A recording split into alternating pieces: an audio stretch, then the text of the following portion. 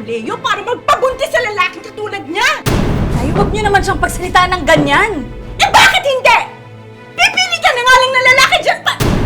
Ipinaglaban ni Clexie Ilacad ang kasintahang si Rodante Palangdao sa kanyang pamilya. Sa unang tingin, larawan ng isang masayang pamilya sina Clexie at Rodante. Bagamat naharap sila sa pagsubok, dala ng kondisyon ng anak na nagkaroon ng biliary artesia. Masaya naman yung anak ko. Alam kong nahihirapan siya sa buhay.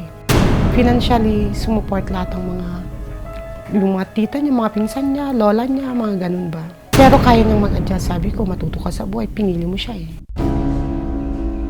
Pero sa kabila ng pinagdadaanan, nagawa pa raw ni Rodante na paghinalaan si Clexie. Buti naman dumating ka na. Nag-enjoy ba kayo ng kabit mo? Eh sana man lang nag-iwan ka ng pagkain doon sa bahay dati, di ba? Sana ginawan mo na lang ng paraan. Magkasama kami ni Nanay, nag-ayos kami ng requirements ng passport namin ni Josiah. Kaya, kung pagkain, kumain ka. Alam mo, kung tutuusin nga, hindi naman dapat akong kasama ng mag-ina mo eh. Yung pagpunta sa India, dapat ikaw. Ewan ko ba? Nay, tama na. Bakit tama na? Bakit? Eh dapat nga marinig niya lahat ng gusto kong sabihin eh. At baka sakaling matauhan. Lexie, pagsabihan mo yung nanay mo, Uwi ka na, Flexi, ako pilit kong tinanggap yung lalaking yan. Kahit na ayoko dahil alam kong mahal mo. Pero hindi ko kayang magtanga-tangahan na kagaya mo. Ewan ko ba? Kailan ka ba matututo? Kailan ka matatauhan? Pinaparatangan niya si Clexie na may lalaki. Pagkatapos sabi niya alam daw namin. Pero wala naman. Wala kami namang nakikita. Sige, Clexie, una na kami. Ingat kayo ha. Uy, salamat ha. Salamat sa pamerienda. Sige, ingat ha. Salamat ha. Oh, Rodante, ba't naman ngayon ka lang? Kagabi pa kita tinatawagan. Alis sila. Mga pinsan ko si Ami at si Jeric, sinamahan lang nila ako sa ospital para sa check-up ni Josiah. Alis na kami, kuya. Ang mahirap nga sa Juan, kasama niyang si Rodante, hindi niya kilala lahat ng mga pinsan ni Clexie kasi. kabit mo. Kaya pinagdududahan lahat na siya daw ay lalaki niya lahat. Yun po ang umpisa ng pinag-aawayan nila. Ayon kay Bridget, may mga pagkakataong tumatawag si Rodante kahit alanganing oras para silipin si Clexie. Tignan mo sa kabilang kwarto, baka doon nagtatago.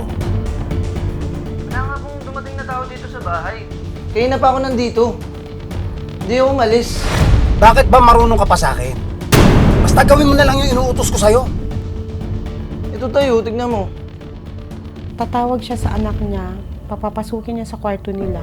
Ipapakita niya sa video call yung ilalim ng bed, ilikod ng cabinet. Ito tayo, tignan mo. Carl, ano ba yan? Sino ba yung kausap mo? Si tatay po. Ano ba yun? Alas 3 ng madaling araw tumatawag ka. Oh, kita mo yung tatay mo. Sige na, matulog ka na. Na nagagalit pa ngayong anak niya, alas 2, mga alauna, alas 12. Sa pagdaan ng mga araw, lalo pa raw naging siloso si Rodante. 1 month before na nangyari yan, nag-away pa sila. Inaakusahan niya na kahit daw nandito sila sa Bagyo, nanlalalaki si Clexie. Hoy, malaman ko lang iniiputan mo ako sa ulo. Manilintig ka pa sa akin, sinasabi ko sa'yo. Yung kuya ko mismo, pamilya ng kuya ko andito. Paano namang maglalalaki yung anak ko? Ayan ang kwarto nila. Andyan ang baby nila na palaging nasa hospital. Dumating na rin daw sa punto na ipinatigil na nila sa pagmamaneo si Rodante para mabantayan ang pamilya. After that, okay naman na sila. Kasi ayaw na niyang bumiyahe, ayaw na niyang lumayo. Nandun lang siya sa Paracelis. Sa investigasyon ng mga pulis, hapon ng 25 ng Hunyo, umalis si Rodante para bumili ng mga pangangailangan ng kanilang anak. Nagsanla ng cellphone kasi naubusan ng vitamin si baby. Nung bumalik sila, umalis ulit itong si Afe. Sabi ni Clexie na nagpumilit itong si Afe na bibili ng diaper at saka tubig. Lumipas ang maghapon pero hindi agad umuwi si Rodante. Dahil dito, nagdesisyon si Clexie na siya na ang bibili ng gamit ng bata. Sa pag-alis ni Clexie, dumating naman si Rodante. Lexie yun eh. Bumili ng diaper. Binili ko na nga ako eh. Ba't umalis pa siya? Ang tagal mo eh. Di yung anak ko na yung bumili. Tigas talaga ng ulo ng anak mo. Hanapin na ako nabibili. Eh kasi naman kalahating araw kang inintay para sa diaper. Saka ba bumili ng diaper sa Tugigaraw, Cagayan?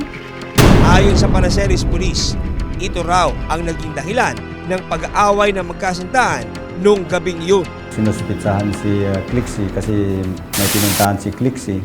Ang tagal niyang bumalik kaya nagsuspitsahan ulit. Sa investigasyon ng mga polis, posibleng nagkaroon ng pagtatalo ang magkasintahan. Iba yung usapan. Sabihin mo, nakipagkita ka sa lalaki mo.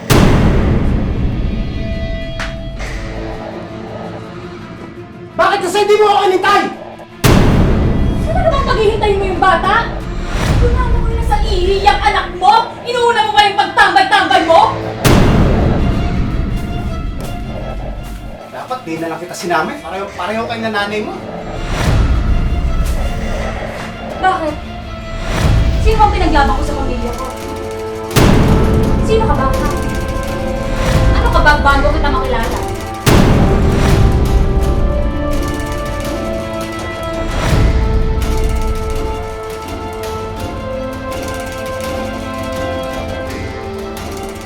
Parang nagkasagutan lang siguro. Hanggang sa tuluyan ng nagdilim ang paningin ni Rodante.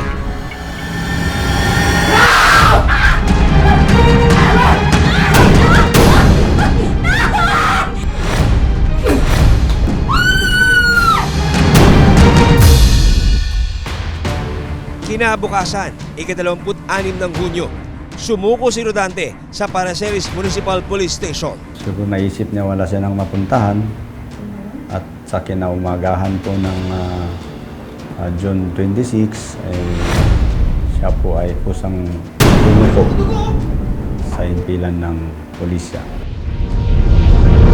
Patay ko yung asawa ko!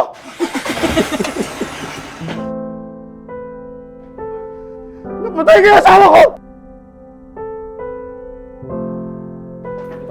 Napatay ko yung asawa ko, sir! Napatay ko yung asawa ko! May dugo po sa kaliwang ano niya. Na sabi niya na ako yung pumatay. Nag-away ko kami. Pero hindi ko sinasadya. Hindi ko sinasadya.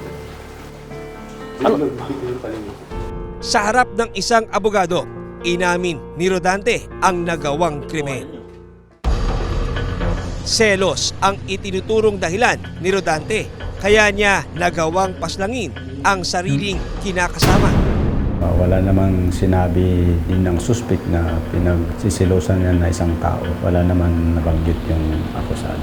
Sabi naman ng suspect ay talagang sa pagsisilos niya sa kanyang asawa na kung pwede sanang may balik. Ang nakaraang nangyari ay magsisisi siya sa kanyang ginawa. Pero anumang pagsisisi, hindi na nito may babalik ang buhay ng nobya. Kaya yung loob ko, yung kwan ko talaga, yung nangyayari sa anak ko. Gusto ko talaga, yung mamatay din dapat si Afe. Hayop ka! Demonyo ka! Pinatay mo ang anak ko! Pinatay mo! Hayop ka! Hindi ka nalawa sa anak ko! Pinatay mo ang anak ko! Hayop ka! Kailangan mamatay! Pasensya na ako! Hindi ko sinasadya! Hindi ko sinasadya! Hindi mo babalik na hindi sinasadya ang anak ko! Galit kami talaga. Buti lang at sumuko. Nakausap namin siya. Sabi niya, kasalanan ko, ginawa ko. Yun lang naman ang sabi niya. Pagdusahan ko, yun po ang sabi niya. Kasong murder ang isinampa laban sa suspect. Sarap-sarap. Sinubukan ng investigador na kunan ng panig ang akusado na si Rodante Palangdao, pero tumanggi siyang magbigay ng pahayag. Samantala, tila doble dagok para sa pamilya ang pagkamatay ni Clexie. Sa pagkawala ni Clexie, nawalan din ng liver donor ang anak niya na si Josiah. Namatayan ako. Wala na nga si Clexie. Wala na pang donor. Yung si baby. Hiling ni Bridget na wala man si Clexie, madugtungan sana ang buhay ng apo. Yung apo ko, ma'am. Yan sana. Humihiling ako ng tulong pinansyal para ma-liver transplant sana siya sa India.